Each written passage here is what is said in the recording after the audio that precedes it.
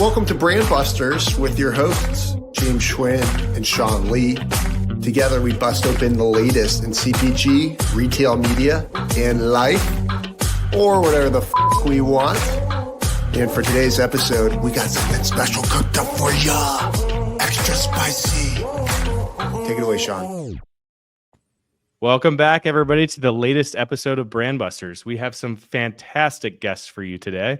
We've got Aidan Morris and Matt Wilson, who are the co-founders of Orion Supplements, the fastest growing health and wellness brand that features some of the best tasting protein powders available on the market. And when we get into some of their flavors, you'll understand why. But Aidan, Matt, really excited to have you guys on the pod today. Thanks for coming in and chatting. Happy to be here, man. Thanks for having us. It's super cool. Yes, sir. Great to be here.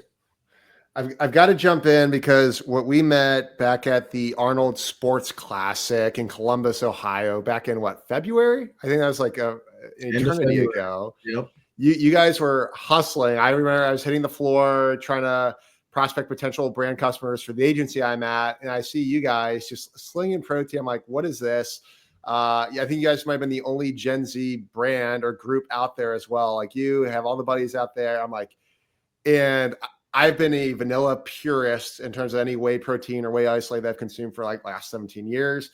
You guys have a bunch of different crazy flavors. I actually, cinnamon roll swirl is what Aidan, you got me on there. And if you are watching, you can see me with this bag right now. And I've got to say, I was sold, after first taste, sold completely. The flavor is distinct. It's clean. It's light, no chalk. So they stand by all their claims. So really excited for this one to come together and kind of dig into your guys' origin story. So thank you.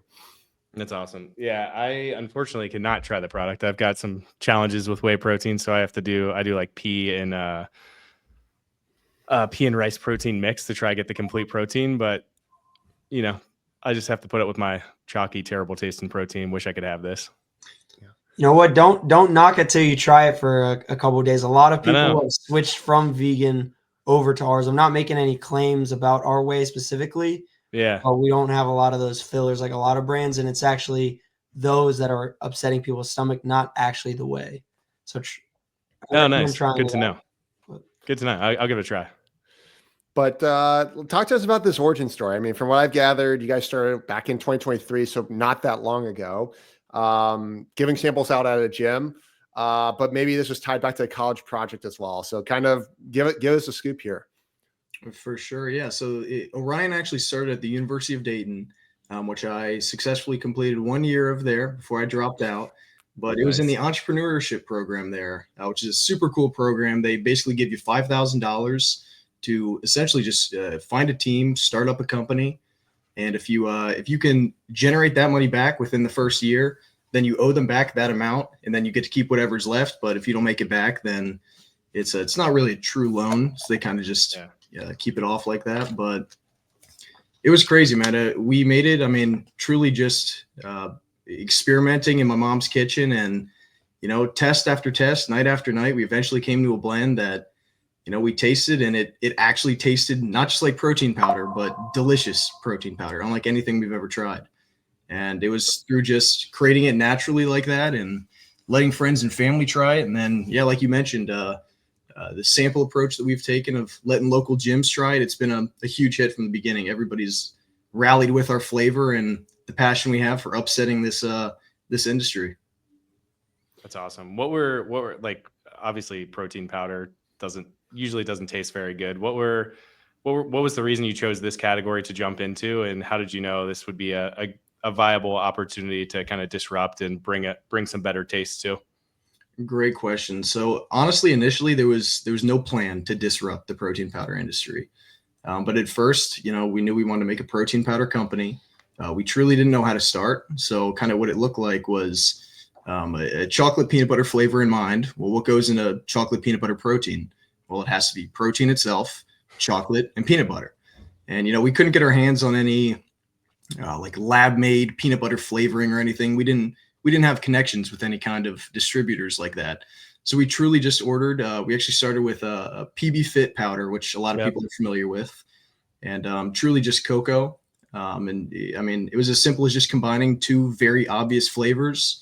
And before we knew it, we had something that tasted unlike anything else. And after, of course, that was about 2 years ago now.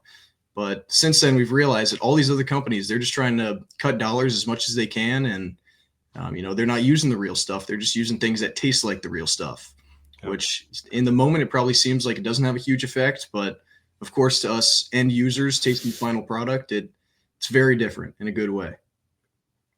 Yeah, I've always, again, consuming supplements regularly for, half my life. I think, you try to wrestle with like function, or you have to almost choose function or flavor. There's very few supplements where I can say, especially on the protein side, I think there's only one. Before you guys, there was only one that I actually enjoyed consuming. It's more like I just accepted that this is the way it is. Pre-workouts, I think I made a few more strides, a little bit more inventive on the flavor profiles.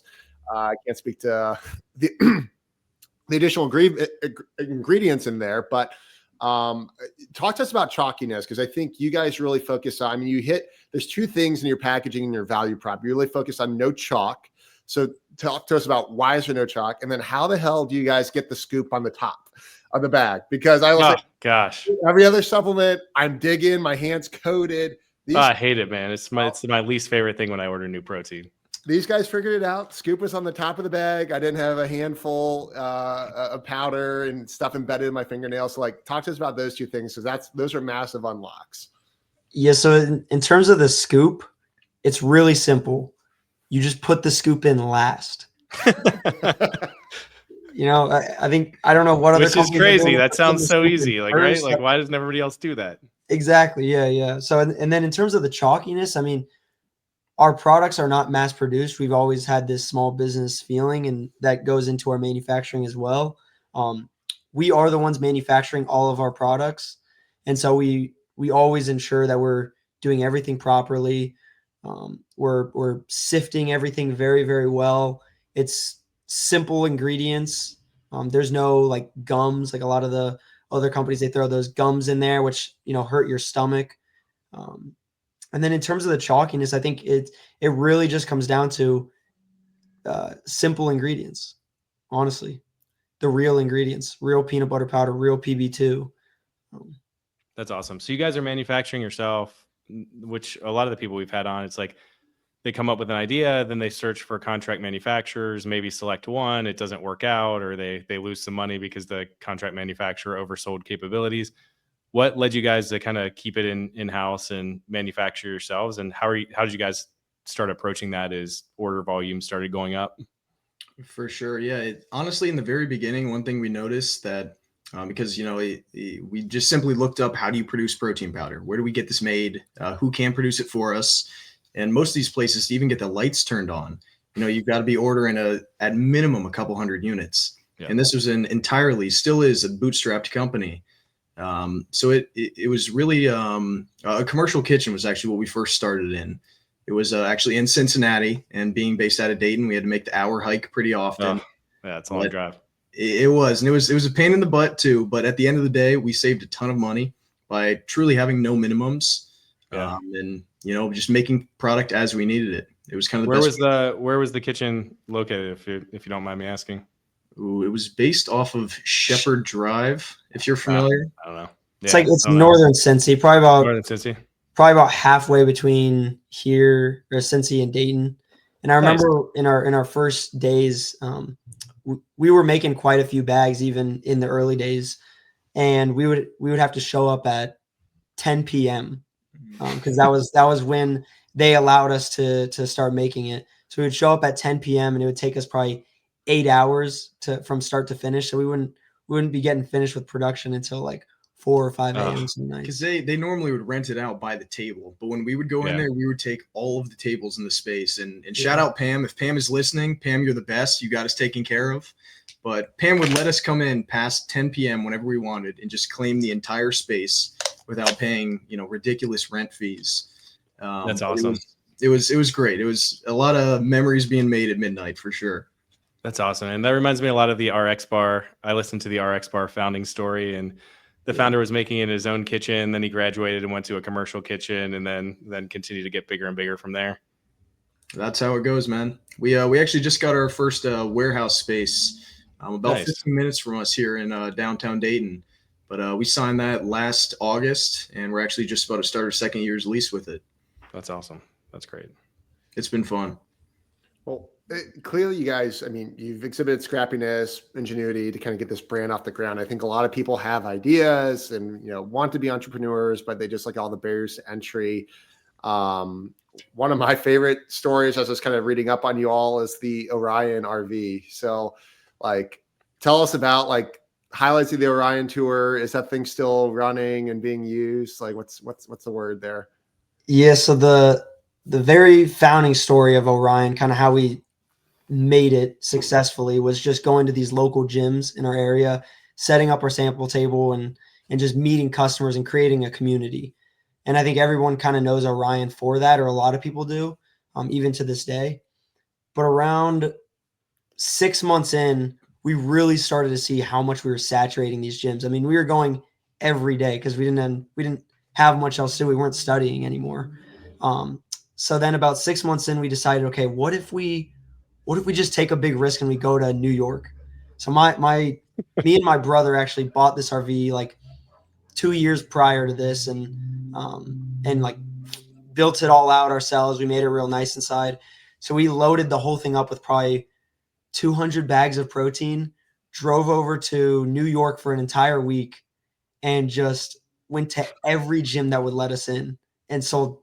And we sold out in that week. And from there we realized, okay, this is going to be our success story. Everyone's so focused on these online marketing. Let's go in person. Let's meet these people face to face. Let's create a real community.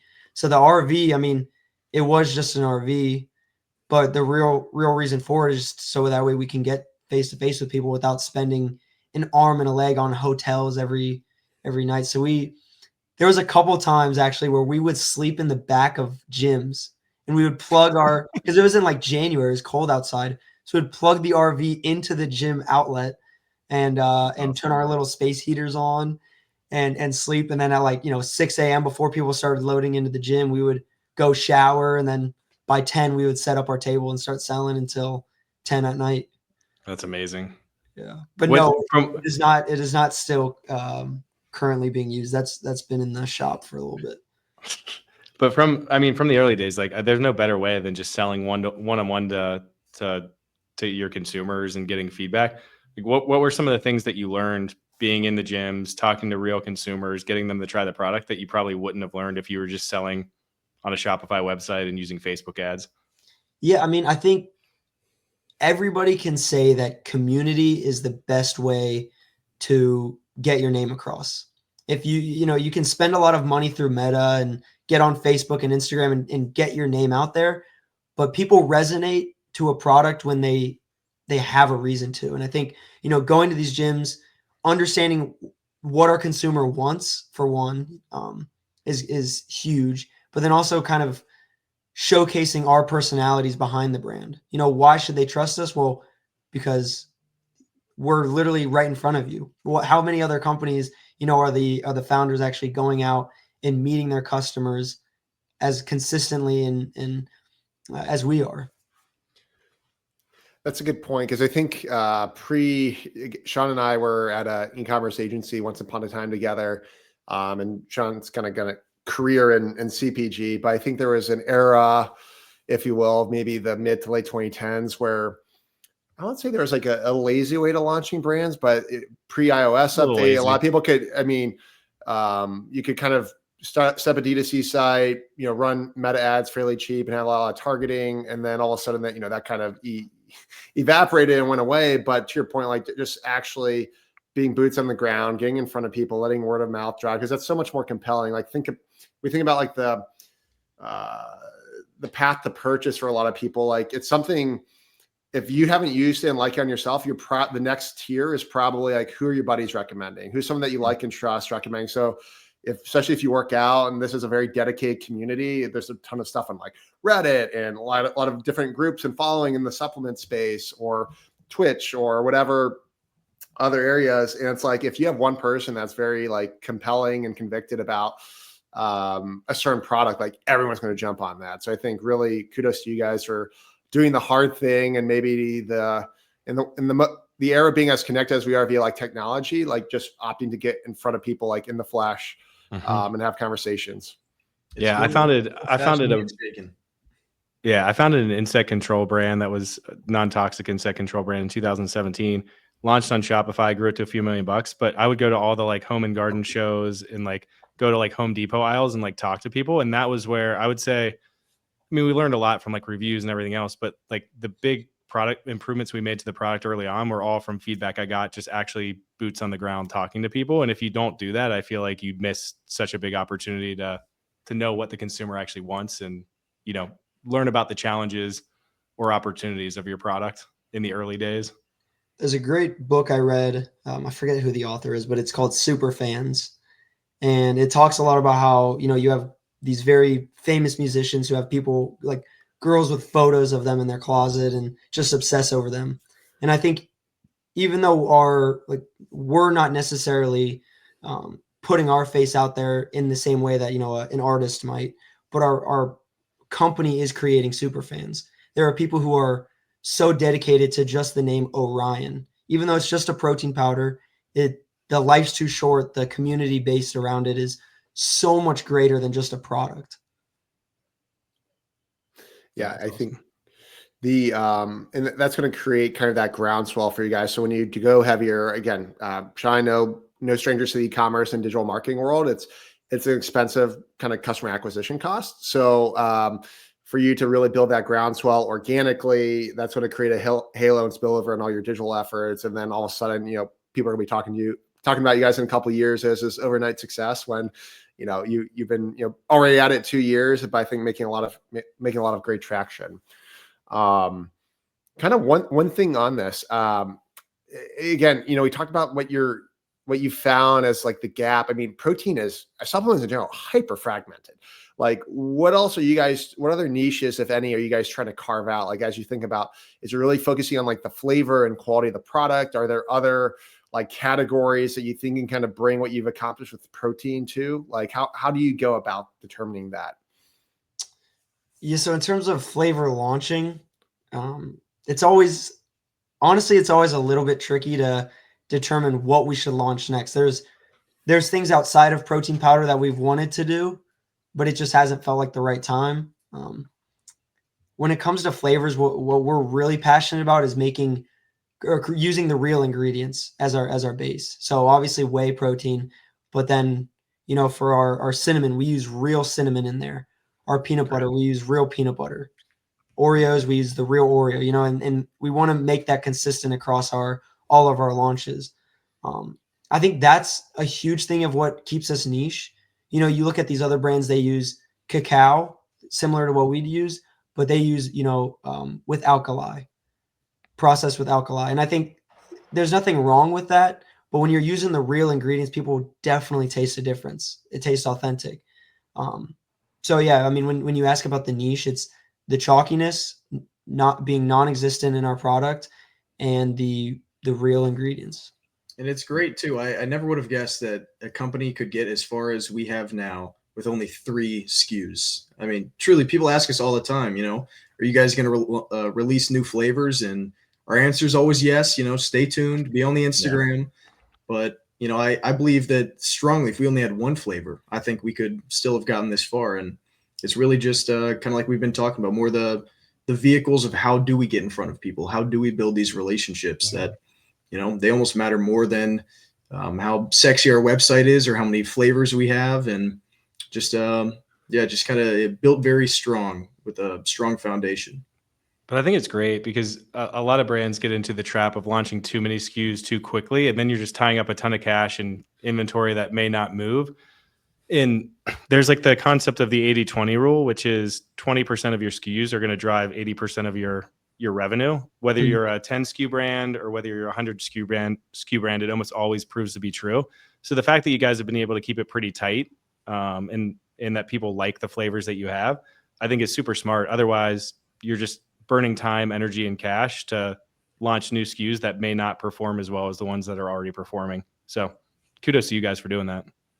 Yeah. Can you guys guess which one of our flavors is our most popular? I mean, as a consumer of the cinnamon roll swirl, I mean, I'm biased. That's my favorite. But I would imagine, I mean, tell me if I'm wrong here. I'm on chocolate peanut butter. Chocolate peanut butter. Chocolate peanut butter is a great guess, and it was chocolate peanut butter until we launched our cinnamon roll swirl. And it's super close still. They're super close. Yeah, it's like maybe 3%. Which is, so I guess for that 80-20 rule, yeah, I mean, we're like consistent all across the board, but yeah, which is rare, which is smart, because then you don't have like a bunch of unproductive SKUs and packaging and time just all sucked up into things that aren't moving. Well, I think there's a couple of things that you guys do differently. Let's look at like the packaging here. So one, a little bit of a different color palette than I feel like a lot of supplements either try to be like loud in your, like a lot of dark, like a lot of black, a lot of red. You guys are kind of using more of a, sorry if I mess up your color palette here, but more like maybe like a teal. There's like some navy, there's some, some bright orange. So just in terms of the color palette, like you're going to stand out. So like as you get more retail distribution, like you're not going to get lost in the wall of supplements. This is going to look a little bit unique and cause some intrigue. But then even from like a branding standpoint, like you focus, like your hero language on the back is like, life's too short to drink chalk. People are like, yeah, protein typically sucks. Like I drink it because I want to hit my macros, but they don't want to like just choke it down. They want to really like actually the idea of maybe potentially enjoying it. And then also you guys are a little bit like tongue in cheek with like, it's more nutritious than chicken, but tastier than a 5,600 calorie milkshake. So like you have some personality there. And then, on the instructions of like, combine 1 scoop with milk, almond milk, gorilla milk, lizard milk, hippo milk, whale milk. Like there's just some things I think you guys do to kind of breathe some life and some fun into it as well. So there is like a little bit of a different brand equity and identity that you have versus think like Glanbia, who does like Synthesix and like the Gold Standard and Optimum Nutrition, all those guys. You can be a little bit more in your face and fun. So really love how you kind of like incorporated those elements. Yeah, it was super cool being at the Arnold and for the first time, seeing a lot of these other brand owners who were, they're truly competition to a degree, but they were still shaking our hand, just acknowledging how cool our bags looked on the shelf and just honestly complimenting our branding, which was super, super cool to hear from some of these guys who, they're kind of our idols in a lot of ways. But, our packaging certainly stands out, and we definitely love, adding our touch of personality anywhere we can. That's kind of the one thing we've realized that's always worked from the beginning, just like the logic with these sample tables of seeing people in person, portraying that personality. We try to do that everywhere we can on our packaging, online, because at the end of the day, people do buy personality over they buy personality more than they buy the flavor, the value, or anything like that. 100%. Back in the mid 2010s, I was leading the Old Spice brand for P&G, and that was the whole thing. Everyone was talking about like how long their deodorant protected everything else, and then we just became like goofy and irreverent, and sales exploded because everyone's like, nobody really cares if you protect 72 hours versus 56 hours. It's like all the stuff kind of works the same. Just like make it about scent and make it fun. Yeah, I've always loved, and I know you guys have seen it, that original Dollar Shave Club video. Oh, great video. That video is I've watched that video probably 1,000 times, whether it's, before we're about to record an ad, an Instagram video, do some kind of product pitch or something. I think that video is the best way to kind of tie in that personality with, I don't know, just lighthearted value at the end of the day is kind of what they're providing. But that's always been an inspiration for us. So going off that, you guys are our first Gen Z brand on the podcast. How do you feel? I mean, you may have alluded to it, but like, how do you feel like that's helping the business to grow? And do you feel like it's been a barrier at all with like trying to negotiate, like trying to break into for other people that are in your seat that might be in college right now and considering like, shit, do I drop this? Do I pursue this idea? Or maybe they're 10 years into the career and they're hearing your story like, wait a minute, these guys just went for it. Like, how do you feel like kind of being kind of at your age, like it's benefited you and then been an obstacle, if at all? For sure. So real quick, you mentioned earlier how businesses used to be very lazy back in like the 2010, 11 days. And I would say that's the only downside to being as young as we are, because we completely missed the Meta Facebook just gold mine. Where you can put out $10 and get 10 conversions on, anything. Yeah. But truly, it has not been a barrier for us whatsoever. If anything, I would argue the opposite. When people do see us behind these tables or, at crazy events like the Arnold, 9 out of 10 times they do assume that we're just, a spokesperson for the brand to some degree. But the minute that we tell them that, this company is not only bootstrapped, but we are the founders of it, you can always kind of see the sparkle in their eye of an immediate amount of respect from them, regardless of, their background. Of course, when we're talking with other brand owners or founders or whatever that might be, they can empathize with us entirely. But it's always a degree of respect from a lot of these people that we're meeting in person.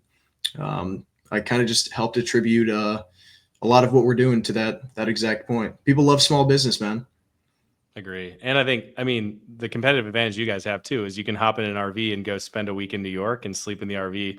James and I could not do that with our current obligations. So you can outwork and out hustle some people at your current age, which is great. A couple sleeping bags and a couple cans of meat, and that's about all you need. That's all you need. I think the other piece of advice too is for anybody listening is you can just do things. You don't have to wait for the next degree, the next credential, the next life experience. You can just go do it and figure it out as you go. And I think all entrepreneurship is generally that. You can never truly prepare for it. You just got to launch into it and start. Life's too short, man. Yeah. Life's too short. Yeah. James said life's too short to drink chalk earlier. That was our original phrase, but kind of over these last 6-8 months, we've really started shortening that to truly just life's too short, because it's entirely what our brand embodies, not just through us, but through people who try our protein, anybody else who is close to our team. It's, a very much a spontaneous message of exactly what you just said, Sean. You can just do things, there's nothing holding you back. So you guys have obviously done a lot of in-person, built community.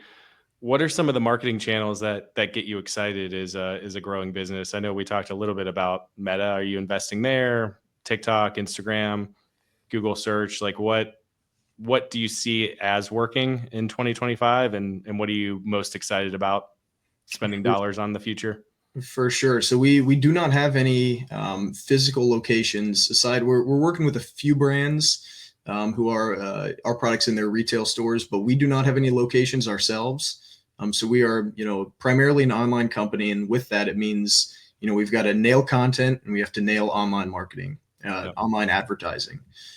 So we always have a lot of efforts figuring out how we can, produce the next Dollar Shave Club ad or just anything like that to truly get the same ideology of these sample tables, where it's so beneficial because people can try the product and they know our personality.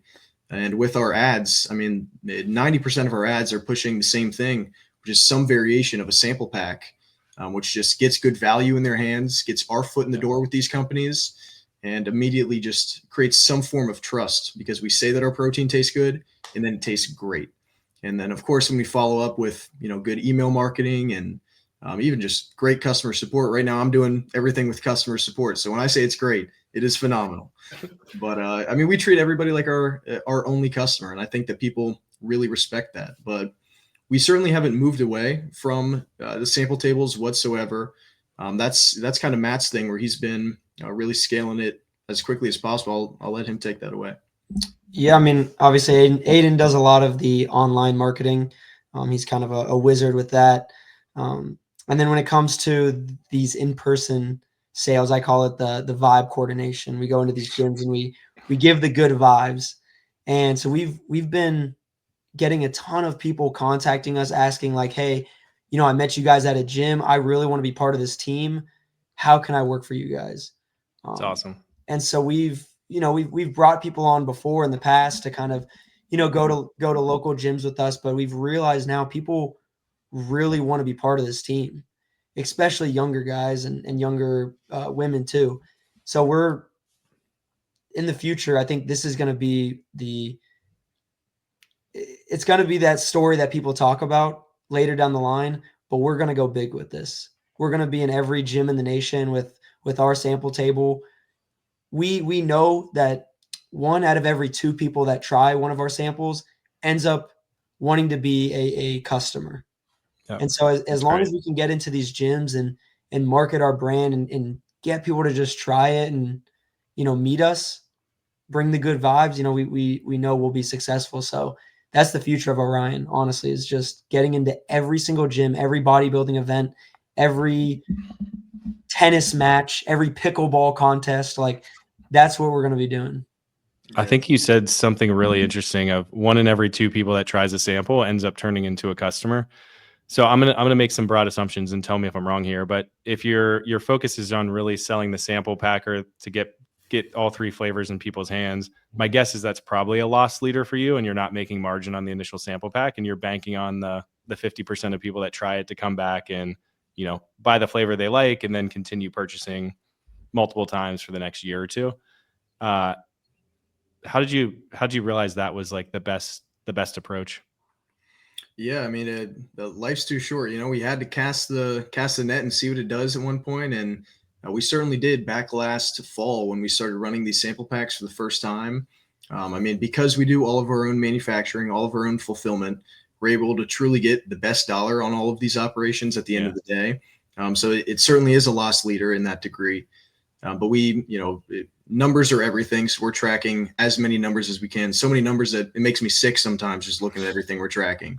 But it's great because then we can look at, you know, the past 3 months or the past 6 months, for a better example. We can see that of everybody who tries our sample pack, so we have 24.5% of those people who end up buying a full bag within those 6 months from trying it, which is a huge metric for us to know.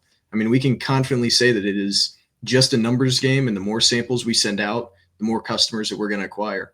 And it's just been a scaling that exact methodology, and kind of like I said a minute ago, just a numbers game, throwing out as many nets as possible because we know they are catching fish. That's great. When you think about content creation, I see you're pretty active. I feel like both on TikTok and Instagram. Like, what content's hitting for you? What's missing? What surprised you? Like, are there any outtakes you're like, this isn't going to hit, and then all of a sudden and that may not necessarily achieve virality, but it just served up a great engagement, great impressions. Like, talk to us about your content strategy. Yeah, so with content, we always try to keep it very authentic. I think it's very easy for brands to get wrapped into this like kind of over the top production. Agree. One thing we've realized, which is crazy, is that a good video does not need a good camera. It just needs an iPhone. And some of our best videos were us just going to somebody's front door who was a subscriber and maybe they canceled, and we would knock and we'd beg them to stay, you know, just with flowers. Yeah, with flowers. And people loved that video. Baby, come back. Yeah. I mean, people were talking about that video in person. It didn't get like, we haven't had any viral videos so far. We're not even really going for that necessarily. But people talk about that video. And I think that's something that we always try to stick with in our content, is what gets people talking, and that also showcases our true personalities. So it's always authentic. It's always real. It's always fun. It always has a skit to it. So yeah.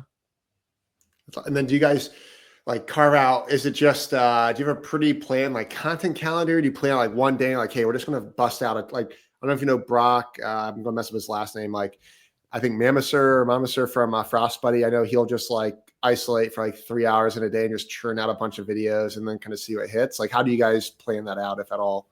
That's a good tactic. We need to start implementing that one. But we honestly are not making enough time for content creation right now.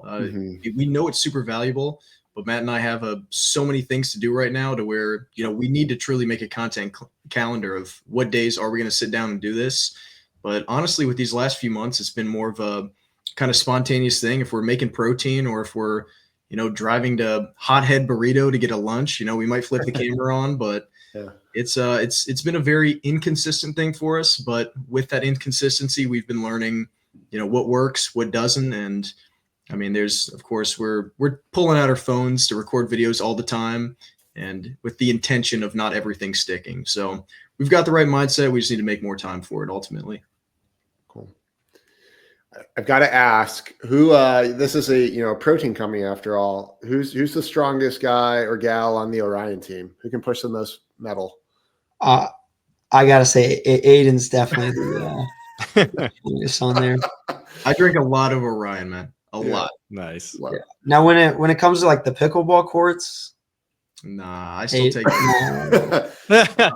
We here at Orion, we love golfing, we love pickleball. We try to do once a month. We try to get our whole team together, a whole close team together, and do some sport. And it was pickleball last time. I think we're gonna do golf this yeah, month. we're gonna do golf. We still gotta. Nice. This guy's also the golfer. I'm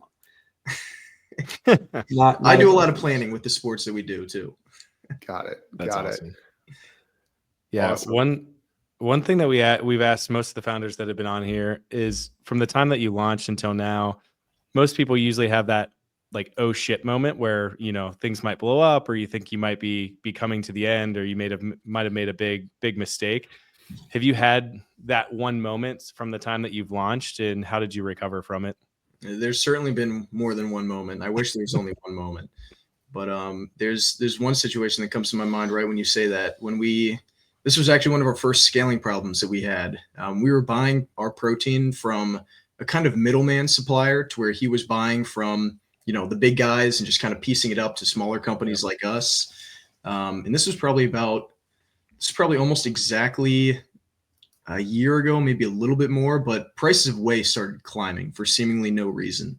And he was telling me this, that, you know, be ready for what might happen to the whey market. And one day I just stopped getting calls back from him. And I was totally clueless as to what happened. I couldn't get a text, a voicemail, nothing. And here we were, you know, starting to figure out what works, what doesn't. We needed product to move, but we couldn't make it because we didn't have whey. And that was when we started reaching out first to, you know, the big guys, and found out very quickly that minimums are almost always a pallet, and that's still cutting it. And, you know, a pallet of whey is about 1,800 pounds. So way more than the, you know, maybe 100, 200 pounds that we had been buying in the past.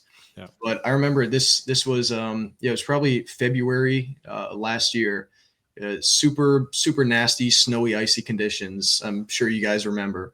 But I had to drive up to Pennsylvania through the night, and the highway was it was just glass. It was glass. I probably saw 20 or 30 semis just completely capped in the median, and it was terrifying. The car was going everywhere, but we needed this protein the next day to be able to get into production. Everything was coordinated, but I ended up sleeping in the parking lot of a hotel. I didn't want to cough up the, you know, $50-$60 or whatever it was. But yeah, got the protein the next morning, and we made it back to finish the batch just in time.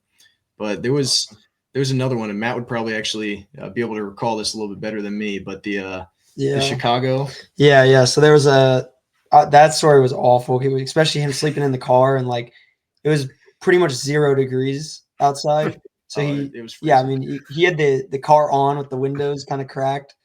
But yeah, then this was another story in the winter. Again, still cold out. This was actually in the RV. So this was right when we got our credit card, and you know, you shouldn't give 21-year-olds a credit card. But we ended up buying. We took a big risk, and we bought. What was it? Was it a pallet of whey, or was it the bags? That was the packaging. Yeah. So we bought some new packaging, and it was very, very nice, but there was large MOQs on it. So we got quite a few. I think we ended up being transparent. We spent about like $10,000 on this packaging on the credit card, and it was close to the end of the month. And the credit card limit was probably 10.5, maybe 11 grand. Yeah. So it was like we maxed it out just on this. This is a big purchase for us at the time too. Huge. And so we drive up to Michigan. I mean, we're like about to miss our payment, and we could not afford that. And so we drive up to Michigan in the RV, me, Aidan, and another sales guy that we had on, and we end up going into these Crunch Fitnesses and selling as much as we can, staying until close. Like they were kicking us out, telling us we had to leave, and we ended up pretty much on the last day, I think, is making that money back, being able to pay ourselves out, and being able to pay the credit card off. And that was one of the moments where we both looked at each other and were just like, all right, like we got to lock in. There's no excuses if we don't do this. So. Wow. A lot of oh shit moments. Orion does not like the winter seasons either. We do not like. Yeah. No. Amazing. You guys got, as they say, I think Confucius said this, you guys got that dog in you. Oh yeah. That's awesome. I love like kind of hustle and ingenuity again. Like you guys, I was super pumped to run into you and kind of see what you're doing and building. We want to be advocates for you all as you're kind of on this journey. So like, what are the best ways like consumers can find you, follow you guys? Is it Instagram? Is it, website? Like give us a scoop to where we can go get your product. If you go to the gym every day, eventually you'll probably see us. I like it. I always push our Instagram. I think that's the best way. We don't believe in business cards. That's kind of our controversial take. We don't believe in business I cards. believe it. Yeah, but Instagram is the best way to find us. We respond to all of our DMs. You go to our website, you message us in there. We'll respond to anybody. Customer service is huge for us. So yeah, Instagram, our website. You can find our emails on our website. Email one of us. Orion Subs on Insta, orionsubs.com. It's like the little thing says right here. Perfect. Awesome. Yeah. I just want to say Aidan did respond to my DM. I did slide into the Orion DMs on Instagram to coordinate this back a couple months ago or start this process. So they practice what they preach. They are men of their word. We try, man. A lot of DMs. You're lucky that we saw you in there, James. Yeah. It's probably because I bought a product. Yeah. If James slid into my DMs, I probably wouldn't reach back out to him. But rightfully so.